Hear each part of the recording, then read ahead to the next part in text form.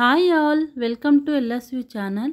ಇವತ್ತು ನಾನು ದೇಹಕ್ಕೆ ತಂಪಾಗಿರುವಂತಹ ಈ ಬೇಸಿಗೆಗೆ ಬೆಸ್ಟ್ ಸಮ್ಮರ್ ಡ್ರಿಂಕ್ ಆಗಿರುವಂತಹ ರಾಗಿ ಅಂಬಲಿ ಮಾಡ್ತಾಯಿದ್ದೀನಿ. ಅದಕ್ಕೆ ನೆನ್ನೆನೇ ನಾನು ರಾಗಿ ಮುದ್ದೆನ ಬಿಸಿಯಾಗಿ ಮಾಡಿಟ್ಕೊಂಡಿರೋದನ್ನ ನೀರಲ್ಲಿ ನೈಟು ನೆನೆಸಿ ಇಟ್ಕೊತಾ ಇದ್ದೀನಿ. ನೋಡಿ, ಅದು ತಣ್ಣಗಾದ ನಂತರ ಮುದ್ದೆನ ನಾನು ನೀರಲ್ಲಿ ಚೆನ್ನಾಗಿ ಮಿಕ್ಸ್ ಮಾಡ್ಕೊತಾ ಇದ್ದೀನಿ. ಈ ಥರ ಕಲಸಿ ನೀರಲ್ಲಿ ಚೆನ್ನಾಗಿ ಮಿಕ್ಸ್ ಮಾಡಿಟ್ಕೊಬೇಕು.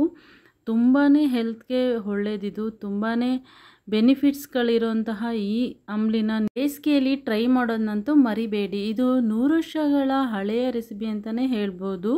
ನಾನು ಈರುಳ್ಳಿನ ಸಣ್ಣದಾಗಿ ಕಟ್ ಮಾಡಿ ಇಟ್ಕೊಂಡಿದ್ದೀನಿ.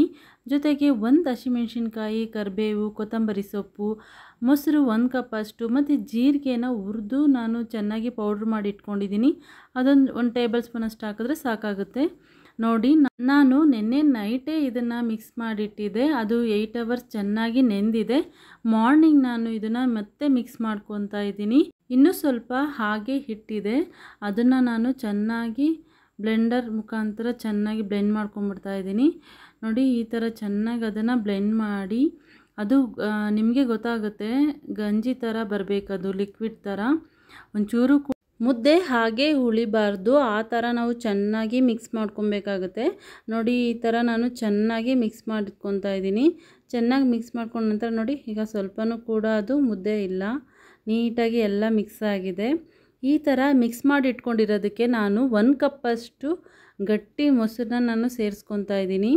ನೋಡಿ, ಮೊಸರು ಸೇರಿಸ್ಕೊಂಡಾಯಿತು. ನಂತರ ಅದಕ್ಕೆ ನಾನು 1 ಟೇಬಲ್ ಸ್ಪೂನಷ್ಟು ಜೀರಿಗೆನ ಹಾಕ್ಕೊಂಡಿದ್ದೀನಿ.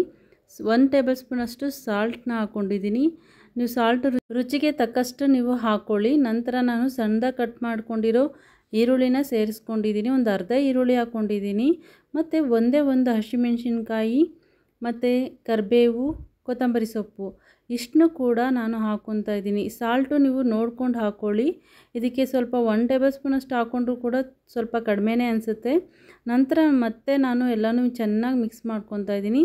ಈಗ ನೋಡಿ, ರೆಡಿ ಆಯಿತು ಸೂಪರಾಗಿರೋ ಹೆಲ್ದಿಯಾಗಿರೋಂತಹ ರಾಗಿ ಅಂಬಲಿ. ತುಂಬಾ ಚೆನ್ನಾಗಿರುತ್ತೆ.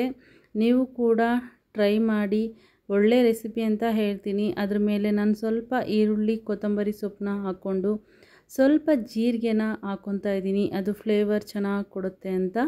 ಜೊತೆಗೆ 1 ಟೇಬಲ್ ಸ್ಪೂನಷ್ಟು ಮೊಸರನ್ನು ಕೂಡ ಮೇಲೆ ಹಾಕ್ಕೊತಾ ಇದ್ದೀನಿ. ಅದು ಕೂಡ ತುಂಬಾ ಚೆನ್ನಾಗಿ ಕಾಣಿಸುತ್ತೆ ಕೂಡ, ಟೇಸ್ಟ್ ಕೂಡ ತುಂಬ ಚೆನ್ನಾಗಿರುತ್ತೆ. ನೀವು ಕೂಡ ಟ್ರೈ ಮಾಡಿ. ನೀವು ಕೂಡ ಇನ್ನೊಂದು ಸ್ವಲ್ಪ ನೀರು ಬೇಕಂದರೆ ಹಾಕ್ಕೋಬೋದು, ಇಲ್ಲಾಂದರೆ ಇಷ್ಟು ಥಿಕ್ನೆಸ್ ಇದ್ದರೂ ಕೂಡ ತುಂಬಾ ಚೆನ್ನಾಗಿರುತ್ತೆ.